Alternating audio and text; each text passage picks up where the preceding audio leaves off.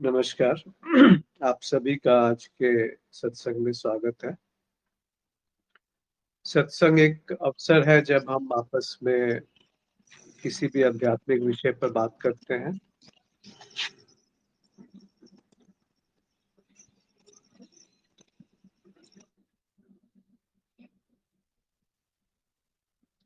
आज कुछ प्रश्न हैं, वहां से शुरुआत करेंगे। इस बीच यदि कोई कुछ कहना चाहता है तो अपनी बात रख सकते हैं, अनम्यूट करके बोल सकते हैं या लिख करके संदेश भेज सकते हैं। एक प्रश्न है कि रचना और विनाश की कल्पना करना अखंड को खंड खंड करने जैसा है, तो क्या जो है वो रचना या विनाश नहीं है? क्या रचना या विनाश मेरी बुद्धि की अवधारणा है? इसको थोड़ा समझते हैं कि जब हम कहते हैं रचना या विनाश, तो मौलिक रूप से तीन प्रक्रियाएं अस्तित्व में दिखती हैं। एक जो सृजन हो रहा है, दूसरा जो वो स्थायित्व उसमें दिखता है, और तीसरा जब वो उसका संहार हो जाता है, समाप्त हो जाता है। पर जब हम संहार कहते हैं तो वो वास्तव में संहार नहीं होता, वो एक परिवर्तन ही होता है। से और दूसरे तरीके से देखें तो ऊर्जा जो है पूरे अस्तित्व में, वो उसका जो जम है, उसका जो सम टोटल है, उसका जो जमा है, वो एक है। मतलब वो बदलता नहीं है। जो सम टोटल है, परिवर्तन संभव है, चाहे वो स्थूल रूप में हो या सूक्ष्म रूप में हो। इसी तरीके से विज्ञान ने एक और चीज कही कि जो ऊर्जा है वो वस्तु में परिवर्तित हो सकती है, और वस्तु जो है वो ऊर्जा में परिवर्तित हो सकता है। एक छोटा सा फार्मूला भी उसका बनाया, E = mc²। मतलब जो मास है वो एनर्जी में परिवर्तन हो सकता है, और एनर्जी जो है मास में परिवर्तित हो सकती है। तो ये पूरा का पूरा एक ऊर्जा का प्रवाह है। ऊर्जा को भी आप और गहरे तल में जाके देखेंगे तो वहां पर परमाणु है, एटम्स हैं, सब एटम्स हैं, और उनमें भी गतिविधि चल रही है। वहां पर भी संहार और सृजन हो रहा है। तो हर क्षण वो बनती है और हर क्षण वो बदल जाती है। जो हमें लगता है कि बहुत स्थायी है, वास्तव में वहां पे एक क्षण के 1 करोड़वें हिस्से में वो बनना और सृजन और संहार चल रहा है। एक किताब थी, बहुत सालों पहले पढ़ी थी, शायद 30 साल पहले, ताओ ऑफ फिजिक्स। तो उसमें भी यही कहा था कि कैसे एक क्षण के पता नहीं कितने लाखों करोड़वें हिस्से में वो परमाणु बनते हैं और उनका विनाश हो जाता है। और हमें लगता है जैसे वो बहुत स्थूल है, बहुत स्थायी है। ऐसे ही अवस्थाओं में परिवर्तन होता है, और उस अवस्था के परिवर्तन को हम रचना या विनाश का नाम देते हैं। और रचना और विनाश होने से पहले एक रेफरेंस पॉइंट होना चाहिए, एक केंद्र होना चाहिए जहां से आप किसी को बदलता हुआ देख सकते हैं। एक ऐसा केंद्र जो खुद नहीं बदल रहा है। पर इस खुद नहीं बदलने वाले केंद्र की अगर हम कल्पना कर लेंगे तो फिर एक भ्रम में पड़ जाएंगे। तो उसको भी अन्वेषण जब हम सत्य का करने चलते हैं कि वो क्या है जो बदलता नहीं है, तो उस तरफ जाने के लिए आपको पूरा अन्वेषण करना पड़ेगा। उसका भी अन्वेषण करना पड़ेगा जो ये प्रश्न पूछ रहा है कि वो क्या है जो ये जानना चाहता है कि ये बदलता नहीं। तो जो जानना चाहता है बदलता नहीं है, यदि वो भी किसी संस्कार पे आधारित है, वो भी किसी सोच विचार पे आधारित है, वो भी किसी ख्याल में आधारित है, वो भी किसी ऊर्जा पे निर्भर करता है, तो वो कैसे जानेगा कि जो बदल रहा है वो क्या है? हम किसी भी चीज को किसी माध्यम से जानते हैं, और और सही तरीके से कहा जाए तो माध्यम को जानते हैं।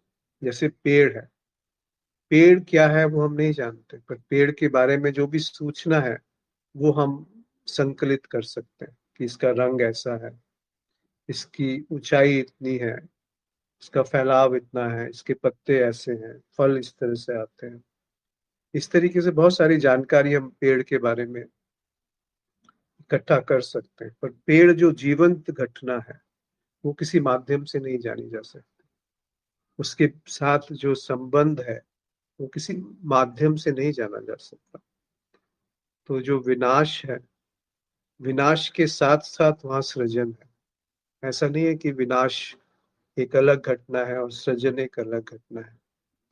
अब ये हम भौतिक स्तर पे बात नहीं कर रहे कि एक भौतिक स्तर पे भी तो वो परिवर्तन ही दिखता है। जैसे एक पानी है, वो परिवर्तित होके भाप बन गया, भाप जो है वो परिवर्तित होके बर्फ बन सकती है और बर्फ फिर से पानी बन जाता है। तो ये पूरी जो गतिविधि है इसमें ऊर्जा का बदलाव है, एक एक अवस्था से दूसरी अवस्था से तीसरी अवस्था, और फिर वो वृत्त में घूमती रहती है, गोलाकार में वो बात चलती रहती है।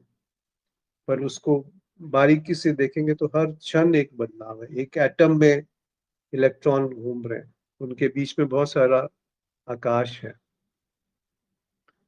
तो यहाँ पर आप जिस तरीके से उसको समझते हैं कि ऐसा ही है, उस जगह भी प्रश्न चिन्ह लगना शुरू हो सकता है कि ये क्या वाकई ऐसा है जैसा हम समझते हैं कि ये ऐसा है, या वहां कुछ और है जो इस सोच विचार से, इस बुद्धि से नहीं जाना जा सकता। क्योंकि बुद्धि जो भी जानेगी वो अनुभवों के आधार पर जानेगी। कुछ अनुभव इकट्ठे किए और कुछ उसका अनुमान लगाए, इन दोनों से वो एक निष्कर्ष पे आ जाती है और एक स्मृति में वो चीजें इकट्ठी होती रहती है और उस स्मृति से बार बार उसकी तुलना होती रहती है। उस तुलना को हम समय या स्थान का नाम दे देते हैं। तो गहराई से देखें कि जब रचना और विनाश जो वास्तव में है वो एक परिवर्तन से ज्यादा कुछ नहीं, और बुद्धि अगर खुद बनती और बिगड़ती रहती है, आज कुछ और है, कल कुछ और है। जब हम 4 साल के थे तो बुद्धि एक अलग तरीके से काम करती थी, आज किसी और तरीके से काम करती है। मेरे अंदर किसी और तरीके से काम करती है, आपके अंदर कुछ और बुद्धि के निष्कर्ष आते रहते हैं। मेरी ही बुद्धि अलग अलग समय में अलग अलग रूप में प्रकट होती है। तो मौलिक जो अन्वेषण है या अवलोकन है वो ये होना चाहिए कि ये मैं क्या है। ये मैं का केंद्र बुद्धि को निर्मित करता है और बुद्धि मैं के केंद्र को निर्मित करती है कि मैं विलग हूं इस पूरी प्रक्रिया से जो प्रकृति है जिसमें विनाश और रचना सहज घटती है, पर मैं उससे विलग हूँ, मैं कुछ और हूँ। तो इसको देखिए कि ये मैं क्या है। जैसे और अच्छी तरीके से अगर हम जांचें इसे, अभी क्रोध आया तो मैं क्रोधी हूँ। फिर एक संकल्प आया कि मुझे क्रोध नहीं आना चाहिए, तो मैं वो संकल्प हूँ जो क्रोध नहीं करना चाहता। पर कुछ समय बाद, कुछ दिनों बाद फिर से क्रोध आ गया, तो ये जो संकल्प टूटा वो भी मैं है जिससे क्रोध दोबारा से आया। वो जो संकल्प लिया वो भी मैं है और जो संकल्प टूटा वो भी मैं है। तो मैं हर परिस्थिति में एक नया रूप लेकर के प्रकट होता है। हर हर हर बात में वो एक नया संदर्भ के साथ प्रकट होता है। तो इस तरीके से देखने से पता चलेगा कि जो मैं का पूरा स्वरूप है, जो मैं की पूरी अवधारणा है, वो परिस्थिति जन्य है। वो उस परिस्थिति पे निर्भर है जो अभी प्रकट है, और वो सोच विचार पे निर्भर है, वो स्मृति पे निर्भर है, और वो बुद्धि पे निर्भर है, वो संकल्प विकल्प पे निर्भर है।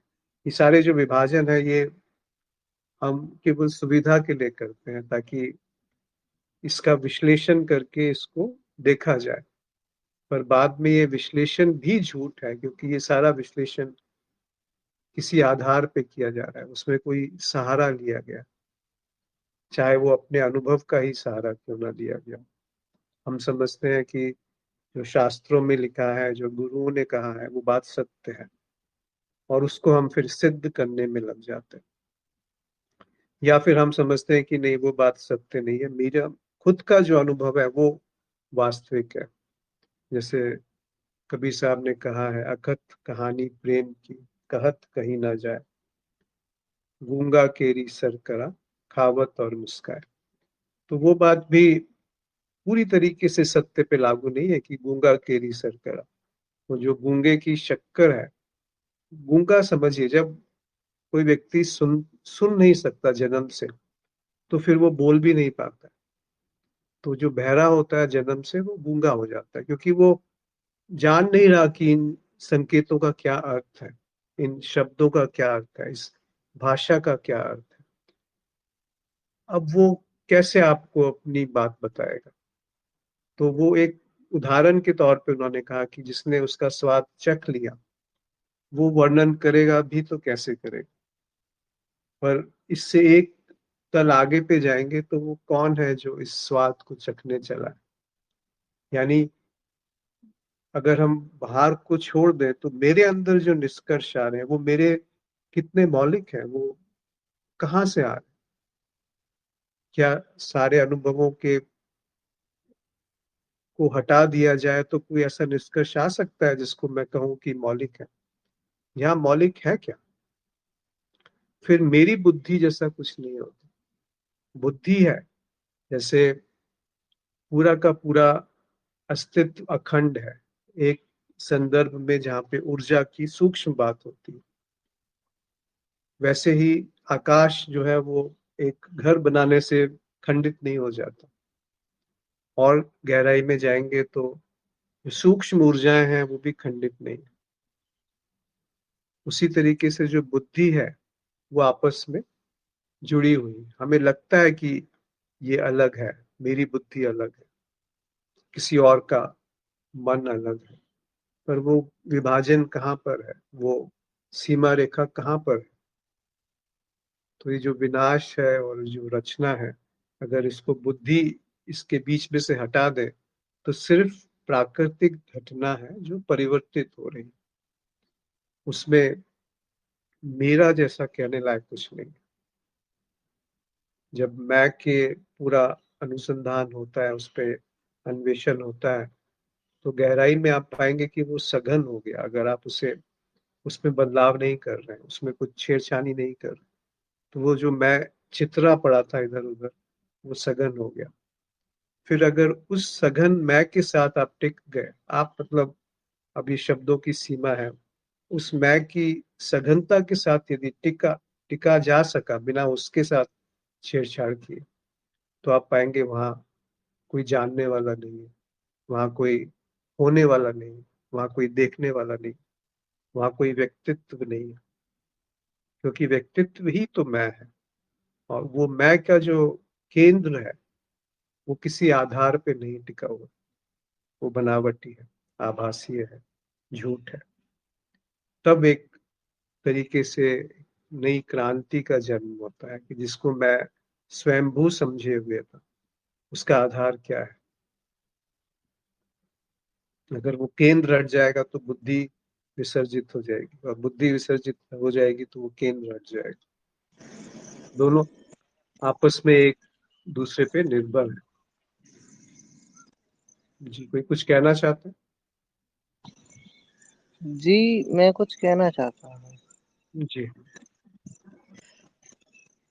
जो बुद्धि है वही तो जानेगी और वही देखेगी।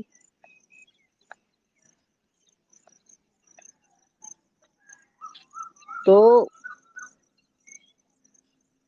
जो बुद्धि है वो हालांकि है तो कल्पित ही, लेकिन अहंकार पे रखी हुई है।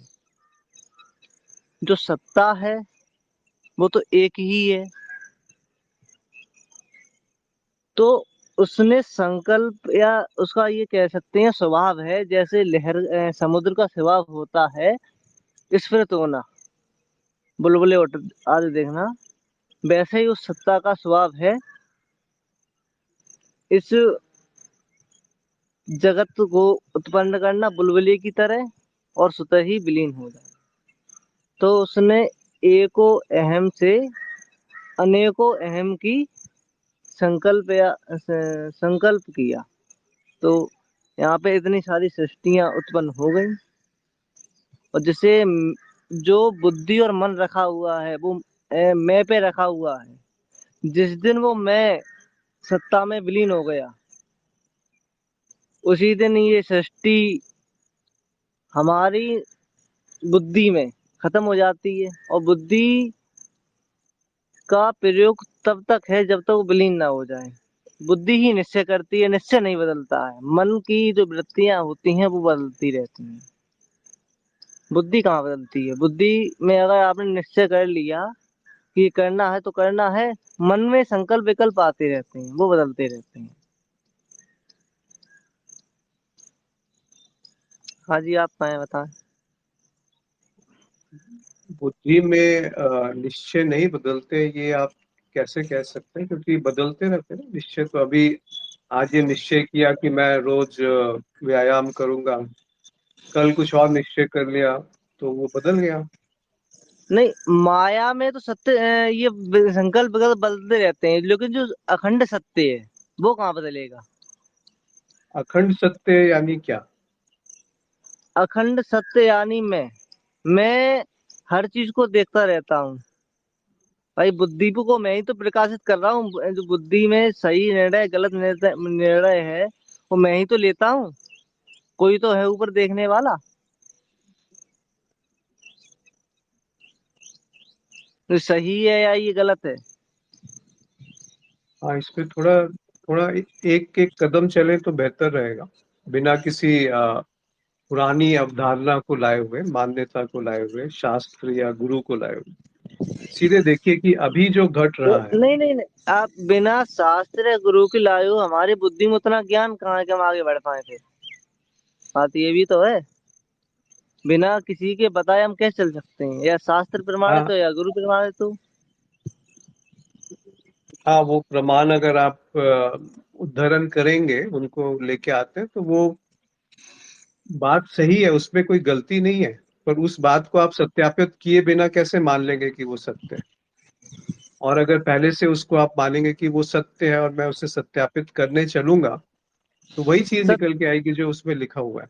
जैसे सत्य युक्तियों द्वारा जाना जा, हमारी बुद्धि तर्क द्वारा जानती है। तो शास्त्रों में कई युक्तियां बताई गई हैं, गुरु ही हमारी युक्तियां बताते हैं कि ऐसे करके संसार मिथ्या है। तो मिथ्या का अर्थ क्या होता है। मिथ्या का अर्थ ये होता है पहले नहीं था, बीच में दिखने लगे और बाद में ना रहे। जैसे पेड़ होता है, पहले नहीं था, अभी दिखने लगे, बीच में खत्म हो जाए, तो पेड़ मिथ्या है। जितनी भी ये हमारे आंखों द्वारा देखी जाती है वो मिथ्या है, क्योंकि ये पहले नहीं थी, अभी है और फिर चली जाएगी। ये शरीर भी पहले नहीं था, अभी है और फिर ऐसा नहीं रहेगा। ये परिवर्तन हो रहा है, तो ये मिथ्या है। सत्य कौन है, ये जो जान रहा है पहले ये पेड़ नहीं था, अब है, अब नहीं रहेगा, तो कोई तो है। ये शरीर पहले नहीं था, मेरा में इतना छोटा था, ये परिवर्तन हो रहा है। बाल काले थे, ये सफेद हो गए, तो कोई तो जान रहा है पहले ये था, जो अभी भी है।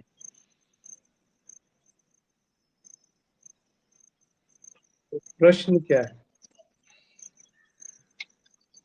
प्रश्न ये प्रकाशक के बारे में प्रश्न है। क्या आपका प्रश्न कहना है? था, नहीं, आपका कहना था बुद्धि द्वारा जो भी जाना जाता है झूठ है। आप यही तो कह रहे थे। जी, जी। लेकिन जब तक जो बुद्धि उस तत्व को जान चुकी है, बिना बुद्धि को जाना ही नहीं जा सकता है। क्या जाना चाह रहे हैं आप बताइए। बुद्धि उस तत्व को जान सकती है जो सत्य है। बुद्धि उस तत्व का अनुभव कर सकती है, जैसे आंख आंख को नहीं दे सकती, सिर्फ अनुभव किया जा सकता है। वैसे ही उस कह सकते हैं सविकल्प समाधि में उस तत्व को हल्की बुद्धि जागृत रखनी पड़ती है, उसका अनुभव किया जाता है। और बुद्धि निर्विकल्प समाधि में सत्य का अनुभव कर सकती है। अगर अहंकार लगा हुआ है हल्का सा, जो जिसे कहते हैं मैं, अगर अहंकार मिट गया तो बुद्धि का अस्तित्व क्या बचा फिर? भाई मैं ही वही तो तो रुका कहा जा हुआ रहा है। है। आप कह रहे हैं ना कि बुद्धि जान सकती है सत्य को। तो वही तो पूछ हाँ, रहे हैं कि अगर बुद्धि खुद एक प्रश्न चिन्ह में है, किसी पे निर्भर करती है, तो वो हाँ, सत्य को हाँ, क्या जान सकती है? अनुभव कर सकती है वो। हाँ, अनावरण कर सकती है सत्य का। हाँ, हाँ, बिल्कुल बिल्कुल। अगर जो जिसने आत्म साक्षात्कार कर लिया है, आपने अभी थोड़ी देर पहले कहा, बिल्कुल ही सूक्ष्म स्तर पर सब एक ही है। तो जब हम उस तत्व को जानेंगे कि अंदर आप कि एक हर काम जगह। कीजिए आयुष जी, थोड़ा सा हम्म, विधिवत चलते हैं। एक विज्ञान कार्यक्रम है, उसका लिंक यहाँ साझा कर देंगे, आप वो कर हम्म, लीजिए। हम्म, उसमें आत्मज्ञान, माया का ज्ञान और ब्रह्म ज्ञान, तीन तरीके से उसको बताया जाता है कि क्या चीज सत्य है, सत्य किसको कहा जा रहा है।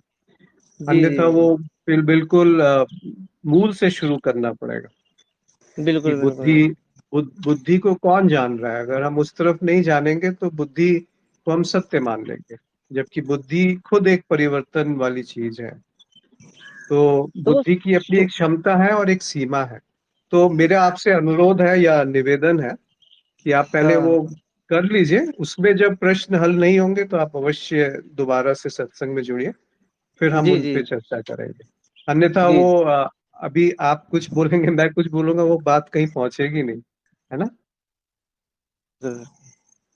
जी, जी, तो वो लिंक शेयर कर लेंगे, अगर किसी के पास है तो मैं आग्रह करूंगा कि आप साझा कर लीजिए, ताकि आयुष जी जी, वो कर सके।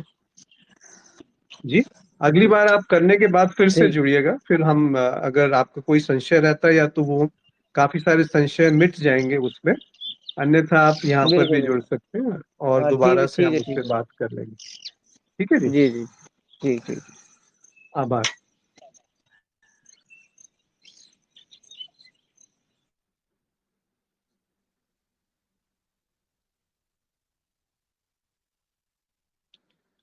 अगला एक प्रश्न था कि क्या रचना और विनाश निष्ठा हटना ही बुद्धि की निष्ठा का विलय है? जी, अगर आप ये देख लेंगे यथावत कि विनाश और रचना एक दूसरे के सापेक्ष रूप से घटते हैं, एक दूसरे पे निर्भर है, रिलेटिव है, तो वहां पर बुद्धि भी इस तरीके से दिखेगी कि वो उसकी रचना हो रही है और वो विलय हो रही है, और वही उसका विलय है। मतलब विलय का अर्थ है उसमें से निष्ठा का हट जाना, कि ये जो प्रक्रिया है ये एक सतत चलने वाली प्रक्रिया है। तो बुद्धि वहां पर अपने आप को समर्पित कर देती है, वहां पर वो हट जाती है, उस विषय के साथ वहां पे समाप्त हो जाती है जिस विषय से वो बनी थी, जिस तत्व से वो बनी थी, वो उसी में विसर्जित हो जाती है, जिस जो मौलिक है, जो बदलता नहीं है। सहज समाधि और निर्विकल्प समाधि में क्या भेद है?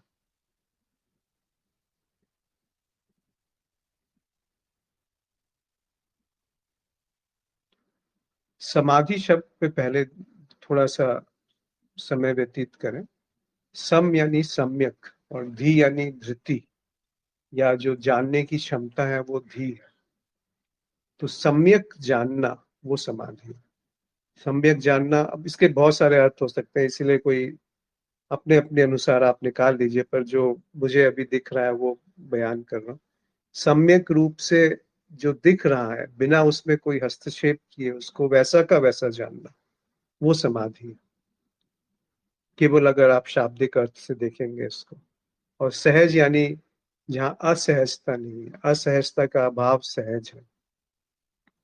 यानी जो घट रहा है उसमें ये आशा नहीं है कि ये बदलाव हो जाए, ये बदल जाए, ये सही नहीं है। असहजता का अर्थ है कि जो अभी है वो ठीक नहीं है, उचित नहीं है। तो वो सहज समाधि है, जहां पर जो भी घट रहा है उसको वैसा का वैसा स्वीकार कर लिया गया, बस वो है, उसमें यह आवश्यक नहीं है कि कोई जानने वाला होना ही चाहिए, तभी वो सहज समाधि घटेगी, बल्कि उसका विपरीत अर्थ है। जब जानने वाला होता है तो वो असहजता है, क्योंकि जानने वाला ही असहजता का दूसरा नाम है। असहजता अस्वीकार का दूसरा नाम है। तो सहजता यानी परम स्वीकार, और परम स्वीकार के साथ साथ वो समता, वो सम्यकता, जहां पर केवल दिखना मात्र है पर कोई देखने वाला नहीं, वो सहज समाधि है। और निर्विकल्प समाधि भी वही है। विकल्प संकल्प के संदर्भ में आता है। यदि संकल्प नहीं है तो विकल्प नहीं है। तो निर्विकल्प का अर्थ है कि जहां पर कोई बदलाव की आवश्यकता नहीं है। जैसे संकल्प हमेशा किसी उद्देश्य से, किसी माध्यम से, किसी लक्ष्य की तरफ बढ़ना है, कि ये होना चाहिए, ऐसा ही घटना चाहिए, वो संकल्प है। उसके लिए आप अपनी पूरी ऊर्जा संकलित करके उस दिशा में जा सकते हैं, वो संकल्प है। और उस संकल्प को पूरा करने के लिए अनेकों विकल्प वहां पे प्रकट हो जाते हैं, कि इस तरीके से करा जाए या किसी और ढंग से करा जाए या तीसरे ढंग से करा जाए। तो जो चुनाव है विकल्पों का, वो मैं को निर्मित कर रहा है। जो संकल्प है वो मैं को निर्मित कर रहा है। तो फिर वो निर्विकल्प नहीं हुआ। निर्विकल्प यानी निरसंकल्प, निरसंकल्प यानी मैं का अभाव, मैं का अभाव यानी सहजता।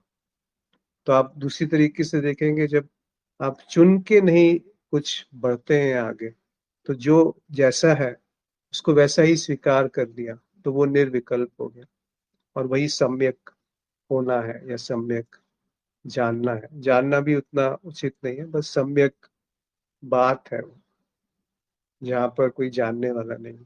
तो दोनों एक अलग अलग ढंग से कही हुई एक ही बात है।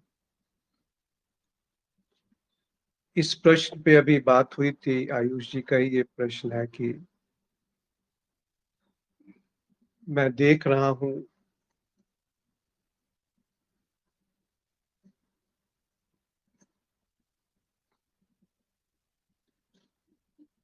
कि मैं सुखी दुखी मान अपमान अच्छा बुरा हूँ, 5 साल का था अब 25 का हूँ। जो देख रहा है हर समय वो नहीं बदलता, तो वो असत्य नहीं है। मन इंद्रिया बुद्धि का विषय है, ये बदलता रहता है, पर ये असत्य है, ये कैसे कहा जा सकता है? जो देख रहा है और जो देखा जा रहा है वह एक कैसे है? जो देख रहा है वो तो कभी बदलता नहीं, जबकि चाह मन बुद्धि के विषय हैं, यह सब बदलते हैं। आप किस आधार पर यह कह सकते हैं कि जो बुद्धि द्वारा जाना जाता है वह झूठ है? उस पर अभी बात हुई, तो एक बार वो त्रिज्ञान कर लेंगे तो शायद और स्पष्ट होगा। हमेशा कैसे उस एकत्व में रहें, उस आनंद में जो हमारा मूल स्वभाव है।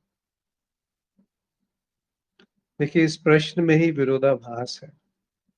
यदि हम उसे स्वभाव कहते हैं तो स्वभाव का अर्थ है जो छूटता नहीं, जो कभी छूटा नहीं जा सकता। तो वो हम क्या है जो उस पे रह सकते हैं, स्वभाव में या आनंद में। सुख का विपरीत दुख है। सुख हमेशा एक सापेक्ष बात होती है। यदि सुख है तो थोड़ी देर में दुख आएगा ही आएगा, उसके विपरीत जो छोर है वो तैयार हो चुका है।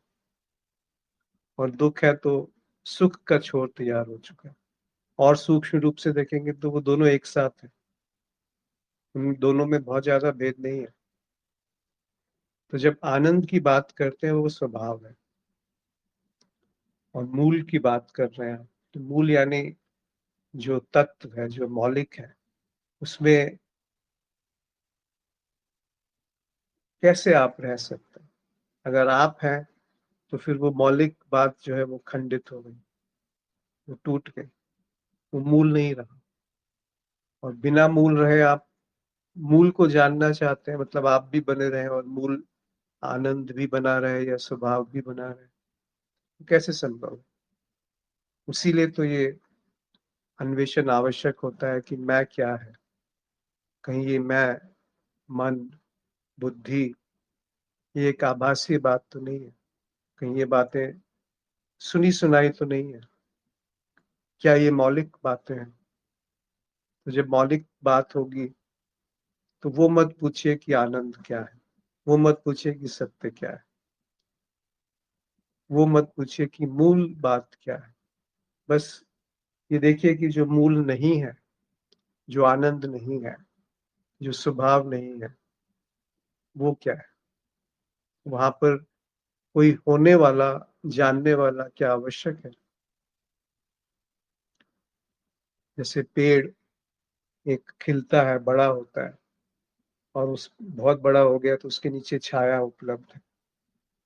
क्या वो विकल्प या संकल्प लेता है कि एक दुष्ट व्यक्ति को मैं छाया नहीं दूंगा, केवल सज्जन पुरुष को मैं फल, छाया, हवा साझा करूंगा। क्या प्रकृति में ऐसा कोई नियम है? तो वो जो होने वाले की प्रतीति है कि मैं जानता हूँ, जान सकता हूँ मूल बात को, मूल स्वभाव को, मूल आनंद को, उस केंद्र को अन्वेषण में आने दीजिए, अवलोकन में आने दीजिए कि वो क्या केंद्र है जहां से ये सब जाना गया, जाना जा रहा है। उस केंद्र को अगर हमने प्रकाशित होने दिया तो पाया जाता है कि वो केंद्र परिस्थिति, हर परिस्थिति में अलग रूप में प्रकट होता है। जैसे थोड़ी देर पहले उदाहरण दिया था कि वो जो क्रोध के रूप में प्रकट था केंद्र, कि मैं क्रोध कर रहा हूँ, थोड़ी देर बाद वही केंद्र जब उस संकल्प को तोड़ता है कि मुझे क्रोध नहीं करना चाहिए, वही मैं का एक केंद्र संकल्प लेता है कि आगे से मैं क्रोध नहीं करूंगा। और जब वो संकल्प टूटता है तो वो भी मैं ही है, कि वो क्रोध आ गया फिर से। तो इसमें जैसे ही हम देखते हैं कि कुछ भी छेड़छाड़ करने जाते हैं इस पूरी प्रक्रिया में, तो मैं बना रहता है। चाहे वो अच्छा संकल्प ही क्यों ना हो कि मैं अब से क्रोध को केवल देखूंगा, उससे छेड़छाड़ नहीं करूंगा। ये भी एक आरोपित बात हो गई उस केंद्र पे, जो अपने आप को इस देखने वाले के रूप में बना के रख रहा है। इस बात को थोड़ा समझिए ढंग से, कि बुद्धि से आया हुआ कोई निष्कर्ष हम सत्य मान लेते हैं। कब हमारी निष्ठा टूटेगी उससे, जिसे हम बचपन से ही जो हमारे को बता दिया जाता है उस पर हम कभी प्रश्न नहीं उठाते। खासकर जो 3-4 साल तक की आयु के बच्चे जो भी सीखते हैं वो उनके लिए अटल सत्य है, उस पर कभी प्रश्न नहीं उठाएंगे कि मैं हिंदू हूँ या मुसलमान हूँ, इस तरीके से साधना करनी चाहिए या नहीं करनी चाहिए, वो काफिर है और ये पंडित है। जो भी आप शुरू के 2-3 सालों में, 4 सालों में सीख जाते हैं, उसको आप अटल सत्य मानते हैं जीवन भर। आप कभी उस पर प्रश्न चिन्ह नहीं उठाते। इसी तरीके से जब हम बड़े हो जाते हैं तब भी हम समझते हैं कि प्रयास से सब कुछ हासिल हो, बुद्धि से सब कुछ जाना जा सकता है। मैं जो हूँ, मेरा होना एक आवश्यक बात है, तभी तो मैं जान रहा हूँ। तो थोड़ा अलग तरीके से देखिए, फिर आप जान पाएंगे कि आनंद या मूल स्वरूप क्या है। तभी तो आप उसे हमेशा बनाने के लिए कुछ कर पाएंगे। यदि यही नहीं पता कि आनंद क्या है, और यदि यह नहीं पता कि आनंद को मैं जान ही नहीं सकता, तो आनंद को बनाए कैसे रखेंगे। और यदि यही नहीं पता कि आनंद कभी जा ही नहीं सकता, तो उसे लाएंगे कैसे। अगर वो मूल स्वभाव है तो वो छूटेगा कैसे। जी। क्या वो अखंडता ईश्वर कृपा से मिलेगी, गुरु कृपा से मिलेगी, स्वयं के प्रयास से या बिना प्रयास के मिलेगी। कृपा जो है वो अलग अलग नहीं होती, कृपा जो है वो बस है। दूसरी बात जो प्रयास है, यहाँ पे थोड़ा समझना आवश्यक है कि हम समझते हैं कि जो कुछ चीजें हैं जो हमें प्रयास से मिलती हैं और कुछ चीजें सहज मिली हुई। तो जो सहज मिला है वो कृपा है या प्रसाद है। तो दोनों हम अति कर देते हैं, या तो सब कुछ हम समझते हैं कि प्रयास से ही मिलेगा, प्रयास नहीं करेंगे तो कुछ नहीं मिलेगा। और दूसरी आती है कि सब कुछ मिला ही हुआ है तो निठल्ले होकर के बैठ जाओ, आलस्य में चले जाओ, कुछ करने की जरूरत नहीं है, जो भाग्य में है वो तो मिल ही जाएगा, मिला ही हुआ है। तो बुद्ध को बड़ा सुंदर यहाँ प्रकरण है। बुद्ध से जब पूछा कि आपको जो मिला वो कैसे मिला, क्या वो प्रयास से मिला? तो उन्होंने कहा नहीं, प्रयास से नहीं मिला, पर यदि प्रयास नहीं करता तो भी नहीं मिलता। तो ये बड़ा अनोखी बात है कि प्रयास से नहीं मिल सकता, और प्रसाद को भी आप केवल प्रसाद के रूप में या कृपा के रूप में उसे समझेंगे कि मिला ही हुआ है, तब भी वो नहीं मिलेगा। तो प्रयास भरपूर है, पर फल की कोई आकांक्षा नहीं कि वो मिल जाए कृपा, ऐसा कोई आग्रह नहीं, ऐसा कोई अनुरोध नहीं, ऐसा कोई निवेदन नहीं है, ऐसा कोई संकल्प नहीं है, क्योंकि वो तो मिला ही हुआ है। पर फिर प्रयास क्यों करें? अब ये थोड़ा सा मामला ऐसा हो जाता है कि वो बुद्धि के परे की बात है फिर यहाँ पे दोबारा से, कि वो बुद्धि केवल प्रयास जानती है, या वो प्रयास का अभाव को जानती है कि अब से मैं प्रयास नहीं करूंगा। वो भी बुद्धि का ही एक निष्कर्ष है कि अब से मैं प्रयास नहीं करूंगा। जो प्रयास और प्रयास के अभाव से परे है वो है निप्रयास, वो कृपा है। उसमें और कृपा में फिर कोई भेद नहीं। यानी जो देखा गया उसके साथ कोई बदलाव की चेष्टा नहीं है, वहां पे कुछ और होना चाहिए था ऐसा भाव नहीं है। तो आप पाएंगे जो ये प्रयास का केंद्र है वो समाप्त हो गया, वो मिट गया। कुछ और है बात जो उद्यम और प्रसाद इन दोनों के परे है। इन दोनों का एक सम्यक संगम है, जिसे समाधि कहा गया, जहाँ पे ये जाना जा रहा है कि तत्परता भरपूर है और धैर्य असीम है। यानी ऐसी तत्परता कि अभी मिलना चाहिए, और ऐसा धैर्य कि जन्मों तक ना मिले तब भी कोई कोई उसमें दुख नहीं, कोई उसमें आग्रह नहीं। उद्यम भरपूर है पर प्रसाद की कामना नहीं। तो वो है निप्रयास की अवस्था, जहाँ प्रयास कि आज से मैं प्रयास करूंगा, आज से मैं प्रयास नहीं करूंगा, ये दोनों बातें एक ही तल पे आती। तो वो जो अखंड है अभी जीवन में, वो क्या है जो अखंड है? आप पाएंगे कि आप इस प्रश्न का उत्तर नहीं जान पाएंगे। इस प्रश्न का उत्तर जानने के लिए खंड की आवश्यकता, कि मैं एक केंद्र हूं जो अखंड को जान रहा हूं, वो भी एक खंड बन गया। या मैं खंड हूं जो दूसरे खंड को जान, वो तो खंडित है ही, पर मैं खंड हूं किसी अखंड को जान रहा हूं, वो भी खंडित है। तो आप पाएंगे कि मेरा होना एक खंड है, एक विभाजन है, एक बुद्धि का उत्पाद है, एक अहम का उत्पाद। जब मैं कहता हूं मैं साक्षी हूं, वो भी मैं की एक सूक्ष्म धारणा है जो अपने आप को अपरिवर्तनीय रूप में प्रकट करके बना लेती है, चाहे प्रसाद के रूप में या प्रयास के रूप में, या प्रयास के ऐसा समझती है कि प्रयास करने से वो मिल जाएगा, या ये प्रसाद के रूप में मिला ही हुआ है कि मैं तो हूं ना, मैं नहीं हूंगा तो अनुभव कैसे होंगे? तो दोनों तरह से देखिए, जो बाहर से आपको सिखाया गया उसको अगर हम छोड़ते हैं, समाज से या शास्त्रों से या गुरुओं से, उसको थोड़ी देर के लिए आपको छोड़ना पड़ेगा कि वो बात क्या है। फिर जो हमारे अंदर से निकल के आ रहा है, कि जो मेरे अंदर से अंतर्दृष्टि निकल के आ रही है, मेरी जो अंतरात्मा की जो आवाज है, जो मेरा मौलिक है, उस पे प्रश्न करिए कि वो क्या मौलिक है, क्या वो मौलिक है, क्या वहां पे कुछ है ऐसा जो मौलिक होगा? तो दोनों सिरे छूट गए, ना बाहर से सिखावन ना अंदर की सिखावन। अंदर भी तो मेरे संस्कार है ना, जिनसे मैं किसी निष्कर्ष पे आ रहा हूँ। तो क्या बेसहारा होके हम रह सकते हैं इस पल में, कि जैसा है वैसा बिना किसी सहारे के वो बात स्वीकार है, उस बात में कोई दोष नहीं है, उस बात में कुछ बदलाव की आकांक्षा नहीं? तो मैं कहाँ रहूंगा?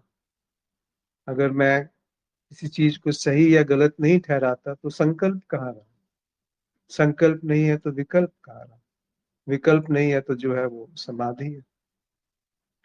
यदि चुनने की प्रक्रिया गिर गई इस पल से, यानी सविकल्पता गिर गई, तो जो रह गया वो निर्विकल्प, बिना किसी विकल्प के मौजूद है। पर वो बुद्धि नहीं जान पाएगी कि वो मौजूदगी क्या है, क्योंकि बुद्धि हमेशा खंड को पहचान सकती है, अखंड को नहीं जान सकती। इसीलिए जैसे हम ईश्वर कहते हैं, आत्मा कहते हैं, साक्षी कहते हैं, तो वो हम कह रहे हैं कि वो अखंड है, पर हम बुद्धि में इस निष्कर्ष पे लेकर के बैठे हैं कि वो अखंडता या अज्ञेयता या शून्यता को मैं जान रहा हूँ। तो वास्तव में वो खंड ही है जो ये कहता है कि मैं अखंड को जानता हूँ। जी।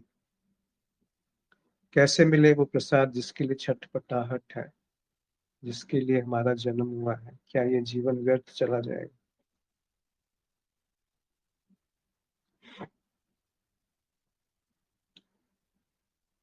पहले जाने कि जीवन क्या है, तभी तो आप उसकी व्यर्थता या सार्थकता को जान पाएंगे।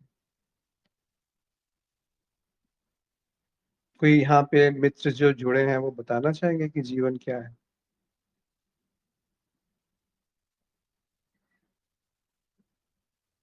क्या है नमस्कार जीवन? सिंह। जी नमस्कार। आप जीवन के बारे में पूछते हैं तो हमारी बुद्धि सोचती है जीवन के बारे में, तो बुद्धि ही झूठ है, तो वो भी झूठ है कि हम जीवन बता सके कि ये जीवन है। क्योंकि बुद्धि जो जानती है वो सब परिवर्तनशील है, और अपरिवर्तनशील जो है उसको हम जानते नहीं। तो जीवन तो उस पार है, जो जीवन है उसको बुद्धि से कैसे जाना जा सकता है? ऐसा भी कोई जीवन है, ऐसा भी कोई है कि जो बुद्धि से नहीं जाना जाता, लेकिन है। ऐसा अंदर से ख्याल आता है कि है।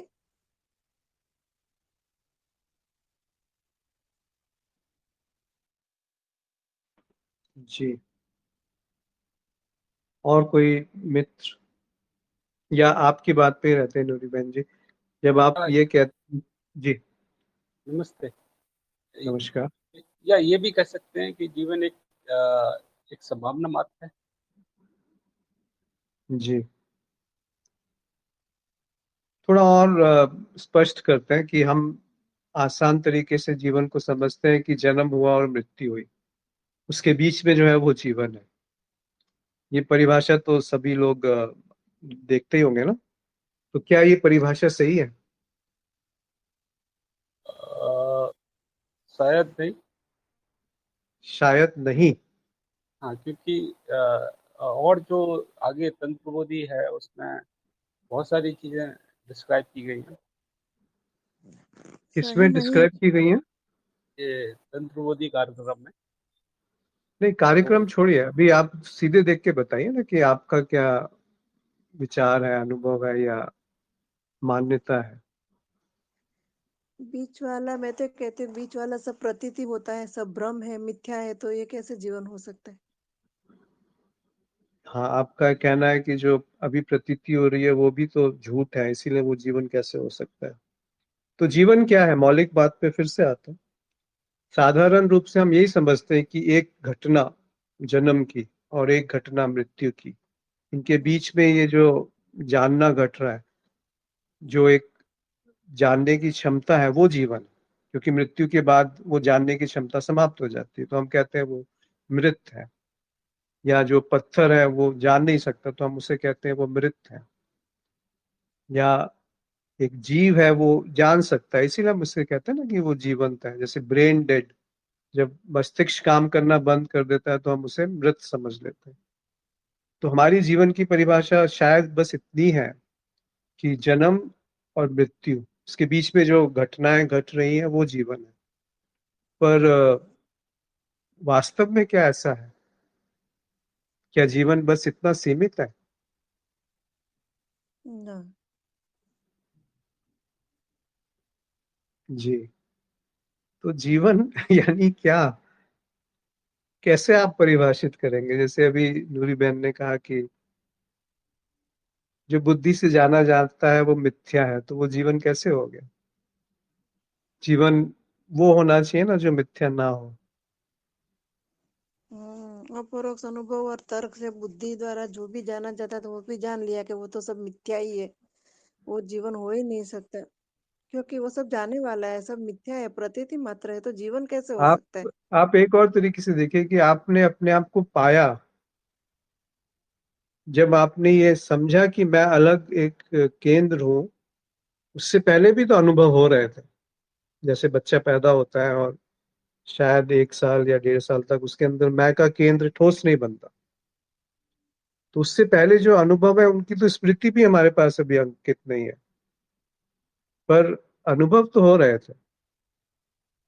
पर वहां कोई केंद्र नहीं था जो ये कहता था कि ये अनुभव मुझे हो रहा है, तो वो अटूट था उस जीवन से जो पूरी प्रकृति में फैला हुआ है। हम समझते हैं कि हम प्रगति कर गए, पर क्या हमने प्रगति की? वो जो अटूट संबंध था, अटूट जीवन था, उससे हम जुदा हो गए, अलग हो गए और हम्म, जीवन की एक परिभाषा बना ली कि जीवन यानी ये क्या है? कौन कहता है कि जीवन यानी ये? और हम उसके आगे जाते हैं कि जीवन व्यर्थ चला जाएगा। तो कौन है जिसका जीवन व्यर्थ जाएगा? क्या जीवन एकांगी घटना है, मतलब एक सीधी लकीर की तरह वो चलती है, या वो जो कहता है कि ये मेरा जीवन है वो झूठ है? ये मेरापन कहाँ से आ गया जीवन पे आरोपित होने के लिए? ये बुद्धि अपने आप को स्वयंभू क्यों मानने लगी कि जो मैं जानूंगा वो सत्य है? क्या बुद्धि जो भी जानेगी वो सत्य हो सकता है? किस आधार पे वो कहेगी कि वो सत्य है? क्या बुद्धि अपने स्रोत को जान सकती है? तो जीवन की बात क्या करेगी बुद्धि? वो जो पेड़ जीवंत है, जैसे हमने उसको पेड़ नाम दिया, वो आभासीय बात होगी, वो झूठ हो गया, मिथ्या हो गया। पर पेड़ मिथ्या नहीं है, पेड़ जीवंत है। उसके अंदर जो रस बह रहा है, उसके अंदर जो खिलाव है, जो फैलाव है, वो जीवंत है। एक चिड़िया की चहचहाट जीवंत है। जीवंत वो नहीं है जो हम ज्ञान से संकलित कर सकते हैं, जो जान सकते हैं। जितना जान सकते हैं वो केवल माध्यम को जान रहे हैं। माध्यम से क्या जाना जा रहा है उसको हम, उससे हम पूरी तरह से अनजान है। हम समझते हैं कि हम जान गए इंद्रियों के माध्यम से या विचारों के माध्यम से या अनुमान के माध्यम से, तर्क के माध्यम से। क्या जानोगे हम तर्क के माध्यम से? जो है, जो जैसा है, क्या हम उसको वैसा ही जान सकते हैं? जान पाएंगे? चाहे कोई भी तर्क लगा लीजिए, बिना किसी माध्यम के हम जो अभी घट रहा है उसको जान सकते हैं? और अगर कोई माध्यम है बीच में, तो ये कैसे कहा जाएगा कि जो जाना जा रहा है वो वैसा ही है जैसा उसको जाना जा रहा है? तो वो जानना क्या है जिसमें कोई माध्यम नहीं है? उसको अनुभव का नाम मत दीजिएगा। अनुभव किसी माध्यम से घटता है। अनुभव करता। अनुभव करता यानी क्या?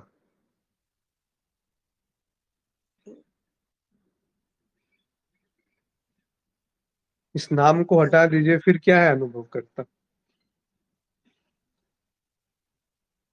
उस छवि को हटा दीजिए जो अनुभव करता की है, क्योंकि वो छवि अनुभव करता की अनुभव करता नहीं है। जो छवि अनुभवकर्ता के बारे में है, जो ज्ञान अनुभवकर्ता के बारे में है, जो तर्क उसके बारे में है, क्या वो अनुभव करता है? ना, उसके बारे में कोई तर्क नहीं किया जा सकता। तो जो पेड़ है, वो जो पेड़ शब्द है, क्या वो पेड़ है? उसकी जो छवि है जो हमारे मस्तिष्क पे पड़ रही है, क्या वो पेड़ है, या पेड़ वो एक जीवंत घटना है? जीवंत घटना है, रस है जो, तो इसी तरह वो जो हमारा होनापन है, जो कोई तो है जो अंदर से ऐसा ही हमको ऐसा जो फोर्स का धक्का मिलता है कि भाई सत्य, तुम जो मानते हो सत्य नहीं है, सत्य है, मैं सत्य हूँ, मैं सत्य हूँ, इसकी दुहाई तो कोई देता ही रहता है अंदर, उसका स्वभाव तो है ही ऐसा। हाँ, तो इस कुछ पे तो भी रुकिए ना, ये कौन बोलता है कि मैं सत्य हूँ? क्या जो कहता है कि मैं सत्य हूँ वो सत्य को जान सकता है, या सत्य से अलग हो के वो कह सकता है कि मैं सत्य हूँ? या सत्य की एक कल्पना को वो कहता है कि ये सत्य है और मैं उसको जान रहा हूँ? सत्य को सत्य जानने के लिए मुझे सत्य से अलग होना पड़ेगा ना। और अलग होते हैं तो वो एक कदम पीछे हट ही जाते हैं जब शब्दों में हम बोलते हैं तो। जैसे आप सत्य से अलग हुए तो फिर वो सत्य कहाँ रहा? सत्य यानी जो टूटा नहीं है, जो बदलता नहीं है, जो कभी, बुद्धि तो बदल रही है, वो कैसे जानेगी कि सत्य क्या है? वो वाला सत्य नहीं जो मैंने चोरी की नहीं चोरी की उसको आप न्यायालय में सिद्ध करने जा रहे हो, वो सत्य की बात नहीं हो रही। सत्य यानी मेरा होना। मेरा होना कैसे सत्य है? कोई होने वाला होना ही चाहिए, ये क्यों हम मान के चलते हैं?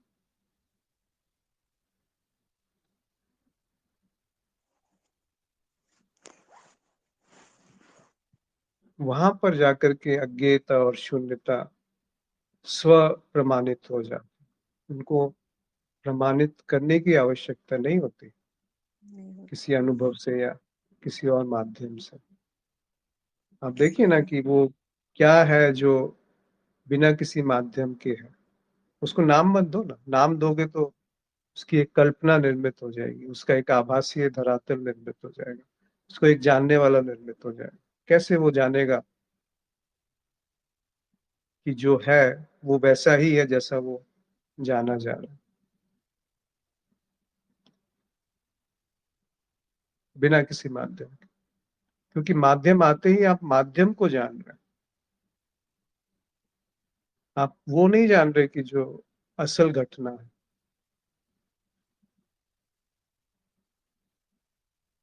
माध्यम जो है वो सत्य थोड़े है। तो माध्यम के आधार पे आया हुआ कोई निष्कर्ष कैसे सत्य हो सकता? तो जीवन को हम जो परिभाषित करते हैं और उसके लिए हम जो प्रसाद लाना चाहते हैं, वो हमारी छटपटाहट ही झूठ है, जिसको हम समझते हैं कि वो छटपटाहट है, प्यास है। किसकी प्यास? प्यास होने के लिए कोई प्यासा तो होना चाहिए। हम समझते हैं कि प्रकृति में कोई बनाने वाला तो होना चाहिए ना। बुद्धि और कुछ नहीं जानती, कारण प्रभाव के बिना, उपादान और निमित्त कारण के बिना कुछ नहीं जानती हो। मटका है तो उसको बनाने वाला तो होना चाहिए ना, तभी तो मटका बनेगा। बुद्धि ऐसे ही तो काम करती है। इसलिए वो जीवन को परिभाषित कर देगी कि ये इसकी शुरुआत है, ये इसका अंत है, बीच में जीवन है। और इस पे कभी प्रश्न चिन्ह नहीं लगता कि बुद्धि से वो जाना जा सकता है, इस पे कभी प्रश्न चिन्ह नहीं लगता। हम ये कह देंगे कि वो अज्ञेय है, शून्य है, साक्षी है। क्या है जो ये कह रहा है कि वो साक्षी है?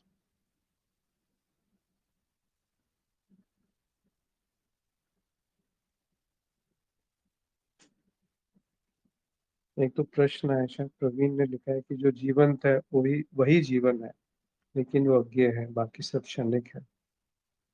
नित्य दृष्टि जी ने लिखा है, जब यह मैं से परे है, वहां जीवन है, अभी है, यही है जी, जहाँ मौन फिर भी हो रहा है।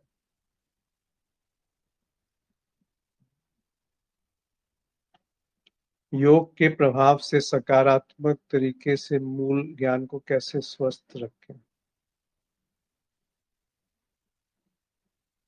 योग यानी युज, युज शब्द से योग शब्द है। युज यानी जो जुड़ा हुआ है, वो नहीं जो जुड़ जाएगा, जो जुड़ा हुआ है। जुड़ा हुआ है यानी जो अखंड है। तो योग के प्रभाव से सकारात्मक तरीके से मूल ज्ञान को कैसे स्वस्थ रखेंगे, क्या प्रश्न है, इसका क्या अर्थ हो। योग कोई माध्यम थोड़ी है कुछ पाने का, कोई साधन थोड़ी है कि कुछ उससे मिल जाएगा। योग एक अंतर्दृष्टि है। योग चित्त वृत्ति निरोध, चित्त की वृत्तियों का यथावत प्रकाशित हो जाना योग है, बिना किसी हस्तक्षेप के। कि वहां पे कोई योगी नहीं है तभी तो योग होगा, जहाँ कोई ध्यानी नहीं है तभी तो कोई ध्यान होगा, जहाँ कोई ज्ञानी नहीं है तभी तो ज्ञान होगा, जहाँ कोई जानने वाला नहीं है वहीं तो सत्य होगा। तो वो दिखना क्या है जहाँ कोई देखने वाला नहीं। इसके साथ रहिए ना, इसको हल्के में मत लीजिए। परिभाषित मत कीजिए कि वो साक्षी है, आत्मा है, अनुभव करता है, शून्य है, अज्ञेय है, अस्तित्व है, ब्रह्म है। क्यों परिभाषित करना चाहते हैं? इसको सीमित कर देंगे आप परिभाषित करके कि मैं जान गया। कौन है जो जान गया? क्या है जो जान गया? क्या है जो जाना गया? किस प्रक्रिया से उसे जाना गया? कैसे निष्कर्ष पे आ गया कि वो वही है जो जाना गया? क्या तर्क है जिससे हम कह सकते हैं कि ये तर्क सही है? तर्क का आधार क्या है? उस अनुभव का आधार क्या है जिस पे तर्क बैठता है? उस बुद्धि का क्या आधार है जो किसी बैसाखी के साथ नहीं खड़ी? तो फिर उसे बुद्धि कह पाएंगे या वहां पे कुछ और है? अंतर्दृष्टि, प्रज्ञा, होश।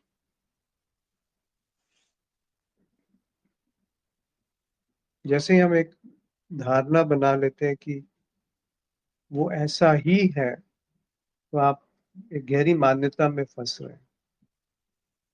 आप मतलब मैं अपने आप को बना के रखने का एक नया माध्यम ढूंढ लिया उसने।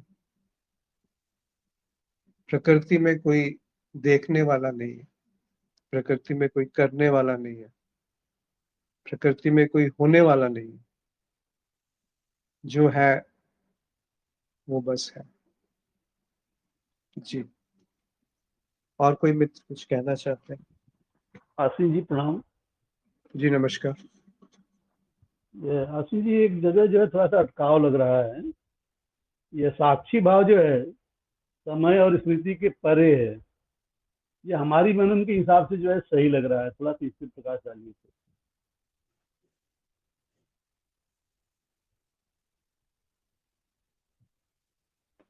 दोबारा बोलेंगे? साक्षी भाव क्या प्रश्न?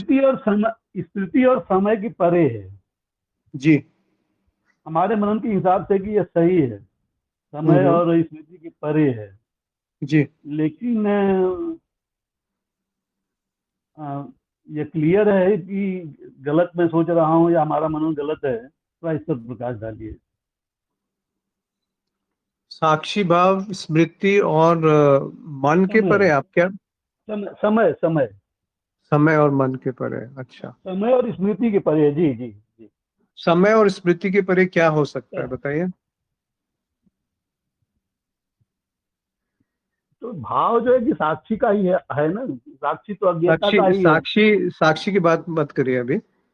जी। समय और स्मृति से परे क्या है? समय और स्मृति के परे तो कुछ नहीं दिख रहा है। तो फिर क्यों आप उसे साक्षी भाव कह रहे हैं? जी बात समाप्त हो गई ना। आप स्मृति जी हटा दीजिए। स्मृति यानी पुराने अनुभवों का संकलन, उसके आधार पे जी आया हुआ कोई तर्क। और जी समय यानी मन, तुलना। जी समय यानी पहले कुछ ऐसा था और अभी है और आगे कुछ और होगा। तो ये जो एक अवधारणा है, ये समय है, वो मन है जो उसको पहले समझ रहा है कि मैं जान रहा हूँ, जाना था, अनुभव किया था, और अभी कुछ अनुभव कर रहा हूँ और भविष्य में कुछ अनुभव करूंगा। ये सब एक अवधारणा है। अगर समय की अवधारणा हट गई और स्मृति हट गई तो फिर क्या बचा? फिर कैसे आप उसे कहते हैं कि वो साक्षी भाव है? जी बात समाप्त हो गई ना। ये भी एक नई मान्यता बन गई कि समय और स्मृति के परे जो है वो कुछ ऐसा है जो होश है या साक्षी भाव है, चेतना है, या कुछ और नाम दे दीजिए उसको। पर वो जो है वो घट रहा है। अगर इस बात को आपने इस आपने नहीं, अगर इस बात की पूरी अंतर्दृष्टि हो गई कि समय झूठ है, तो वर्तमान भी झूठ है। वर्तमान बिना अतीत और भविष्य के नहीं रह सकता। यानी सारे अनुभव झूठ है। और स्मृति अनुभवों के बिना उसका क्या अर्थ है? बिना अनुभवों की स्मृति कैसे बनेगी? और बिना स्मृति के साक्षी भाव शब्द भी कैसे बाहर आएगा? मुखर कैसे होगा? बोला कैसे जाएगा? वो जो असल साक्षी है या असल साक्षी भाव है, वो नहीं है जो वो शब्द है साक्षी भाव। वो नहीं है जो उसका कल्पना है कि ये होता है साक्षी भाव, और मैं उसकी साधना कर रहा हूं उसमें स्थित रहने की।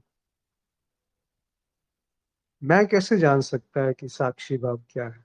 मैं तो खुद स्मृति का एक प्रोडक्ट है, उत्पाद है। वो कैसे जानेगा कि साक्षी भाव क्या है? वो साक्षी भाव की कल्पना को जानेगा कि ऐसा कुछ है जो कहीं से सुना है, पढ़ा है, वो है। या मन के शांत होने को वो समझेगा कि साक्षी भाव है, या विचारों के शांत होने को वो मानेगा कि साक्षी भाव है। क्या वो साक्षी भाव है? बताइए विजय जी। जी जी क्लियर हुआ। कोई भी अभी परिभाषा जी हमको बांध देती है, हमें जी खंडित कर देती है। हमें यानी अब उस अखंड को खंडित कर देती है। कोई भी निष्कर्ष एक जाल है, एक मान्यता है। आज से मैं निष्कर्ष नहीं करूंगा, ये एक और नई मान्यता होगी। आज से मैं साक्षी भाव में रहूंगा, ये तो बहुत बड़ी मान्यता है।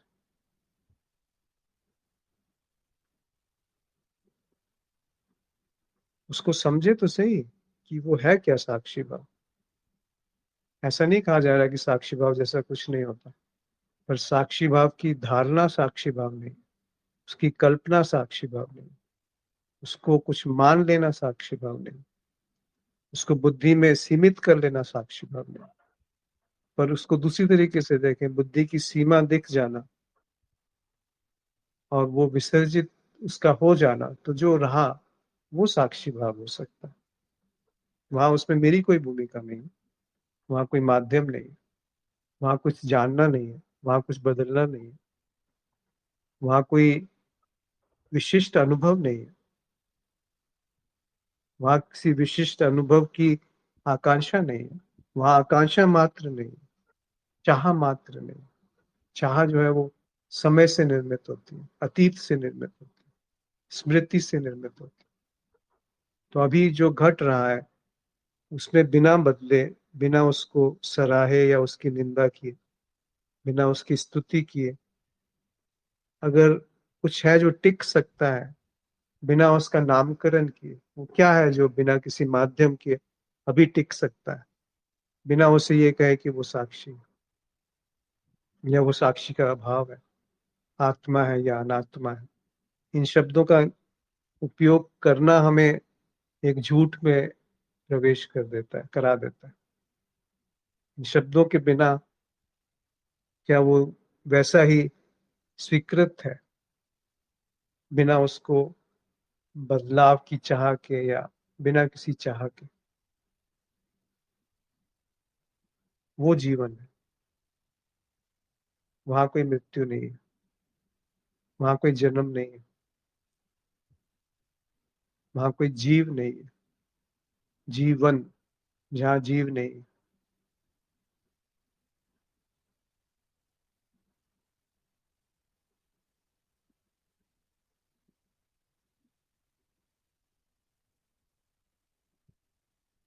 जी विजय जी, स्पष्ट हो जी पाया?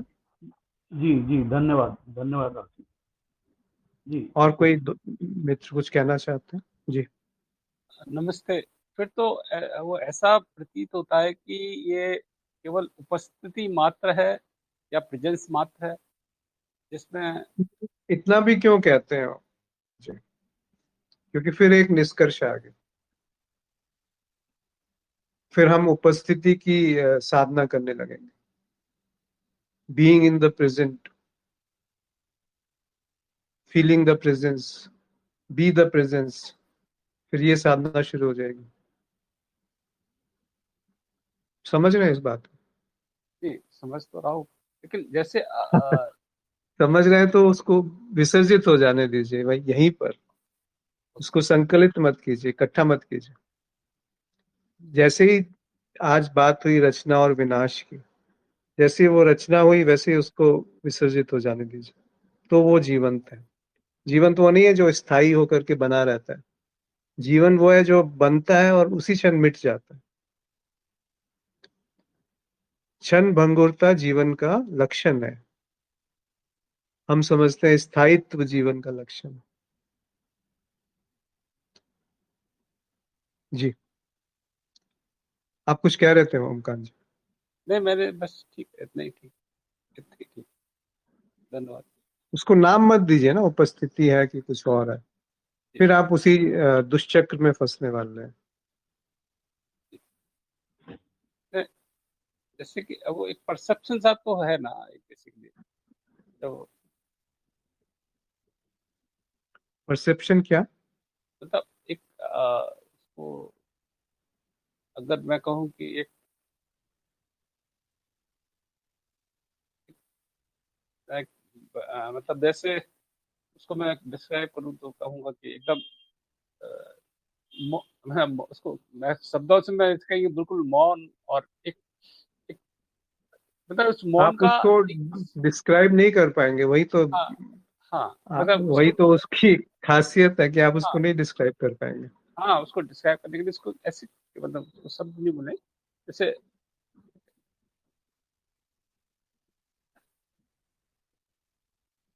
हम्म, नहीं डिस्क्राइब कर पाएंगे, आप प्रयास कर लीजिए। इसीलिए वो कहा गूंगा केरी सरकरा।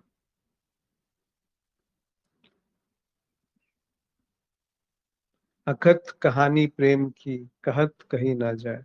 कैसे कहेंगे कि वो प्रेम क्या है, साक्षी क्या है, होश क्या है, साक्षी भाव क्या है, उपस्थिति क्या है? कहीं नहीं जा सकती। गूंगा केरी सरकरा, खावत और मुस्कान। उस पे भी प्रश्न चिन्ह है कि वो खाने वाला वहां कोई नहीं है। बिना किसी माध्यम के क्या है, बिना किसी नामकरण के क्या है, बिना किसी निष्कर्ष के क्या है, बिना किसी आग्रह के क्या है, बिना मुझ व्याख्या के क्या है?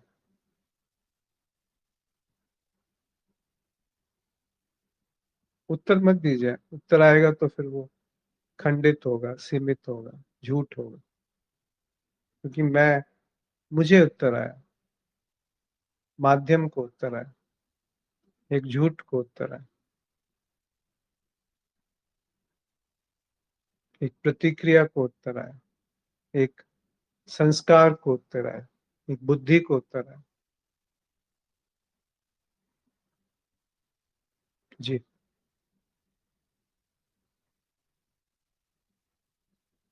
धन्यवाद। और कोई? जी जी,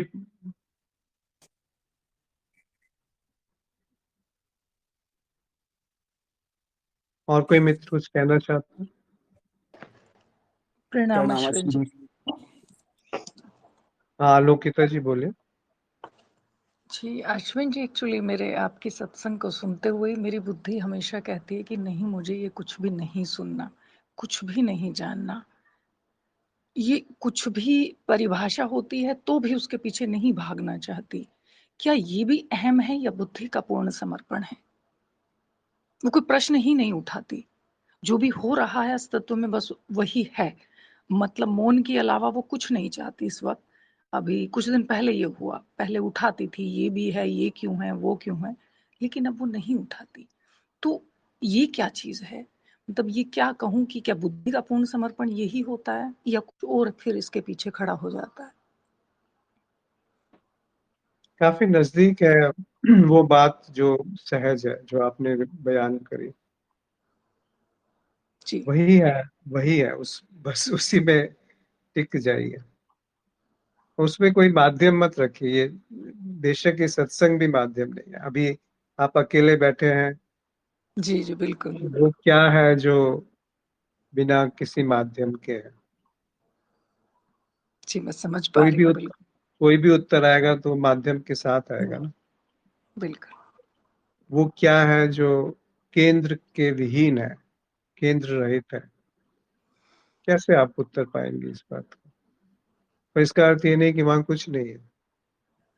आप बेशक कहें कि वहां शून्य है, तो वो भी एक केंद्र के सापेक्ष उत्तर आया, रिलेटिव उत्तर आया। तो आपने जो बयान किया बहुत शुभ है, वैसे ही टिकिए। जी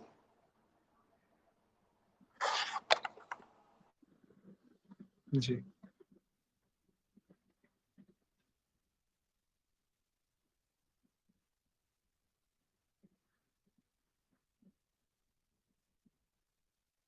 और कोई मित्र कुछ कहना चाहते हैं? अन्यथा आज यहाँ पे समाप्त करेंगे। बहुत कठिन कुछ नहीं है। ऐसा मत समझिए कि बहुत कोई खास बात यहाँ पे बताई जा रही है या बताई जा सकती है।